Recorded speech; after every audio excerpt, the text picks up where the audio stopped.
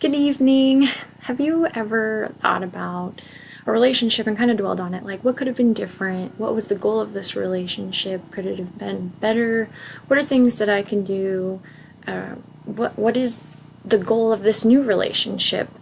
So, those are some questions that typically, most of us have at some point or another in our life. So, the Johari Window, which was represented on the Johari Window website, is made up of 4 window panes, and so it's divided into the 4 areas. And when we're first describing it, we're looking at this first slot here where it's divided into 4 equal spots of the open area or arena, the blind spot, the hidden area, and the unknown. Over time, this window, it changes based on information that's known to yourself, not known to others. The more you open up, the more this window will change. So by creating different environments in these different relationships, sharing information and things, it will change the look of the Johari window. So I'm my own worst critic, and just analyzing strengths, weaknesses, what I'm willing to share with people, and just building on those relationships. It takes some reflection. And so just looking back on the particular relationship with my co-manager, Aaron, I started at this company, Boston Financial, 11 years ago. And Aaron started in this training group with me as well. And, in this training group, I was very, I had to know the answers before I spoke out. And Aaron was this very outgoing, and the first thing that came to his mind, he just blurted out. We started in the same department, and our relationship changed over these 11 years. So to this day, I work with Aaron, and we've just kind of followed each other around the company. The open area, according to the Johari window, is the behaviors, skills, and etc. that are known to the individual and others. So, with Aaron and I, our behaviors, like I had just mentioned, that he was very outgoing and just would say whatever. And so we started out as our open area with icebreakers. And so the icebreakers, you got little bits of information about everybody in the training room. But as Aaron and I continued to work together, he started learning more pieces about me, and I started learning more pieces about him. And, initially, I kept my personal life to myself, but with working with him for 40 plus hours a week, you start to have other conversations, about your personal life, about roommates, about your kids, about your dogs, things like that. And so, to be able to work with somebody, you have to have some sort of relationship with them and, be able to stand them for long periods of time. The blind spot would be anything that you don't know about yourself that others see. And I didn't realize that I was as patient as I was. And so, in training and stuff, it was recognized I was very patient with the new associates coming in. So I end up doing a lot of the training for our team and really sitting with them and getting them started on the systems. So that was just kind of, something I didn't see of myself initially, because to me, I was I'm just so impatient,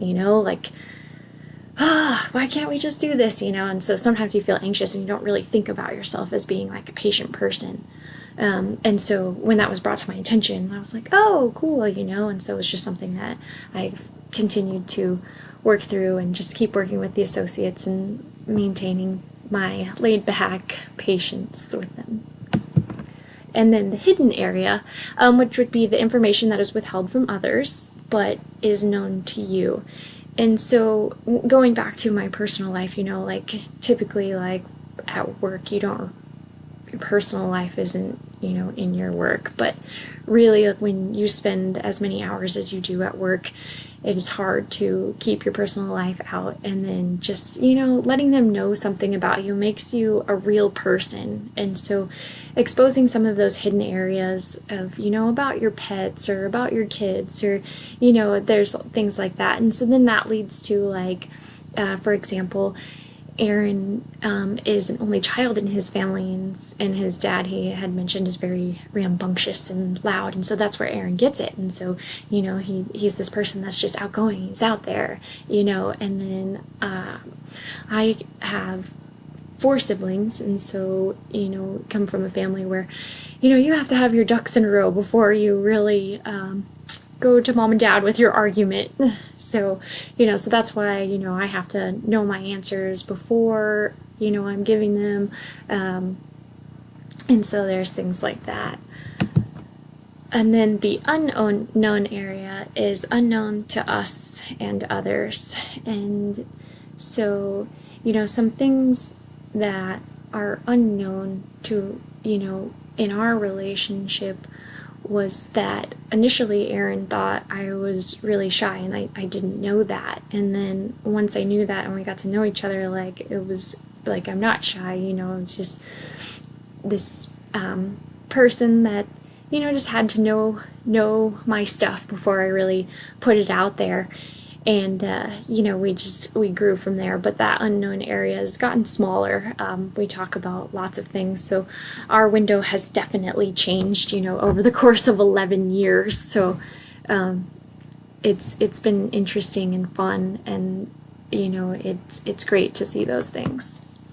And so in understanding the Johari window, from the Understanding website, you have to have self-awareness and personal development and improving communications and interpersonal relationships. There has to be the group dynamics, the team development, and intergroup relationships. So all of these things you can utilize the Johari window for. So, in this situation, you have to be aware of yourself and, what you want to develop, and you have to want to improve those communications. Like I said, over 11 years, you really learn to work with your partner, and so Aaron and I, are the management of the Lawrence office for our team, and so we have to be able to communicate with each other, and we manage this team. So, that's where the team development and the group dynamics come in. We have to be able to utilize each other's strong suits to make this fully functional team. Knowing your strengths and weakness, so you have to know what they are. What can you do to improve, and ask for feedback. Aaron and I provide each other with feedback, in situations on how we would do things, what we're looking for, and we just try to continue to build on those skills. And so ultimately, we want to have this highly functioning team and, work well together in this environment and actually enjoy, our time at work. And so, some of the things that we've accomplished, in our relationship is open communication and our effective team management and not sending mixed messages. So whenever we're, talking with our associates or sending out emails and things of that nature, we want to make sure that we're on the same page so that the associates are always getting the same message from us. And I utilized these 2 sites. And I want to thank you for taking the time to watch my presentation.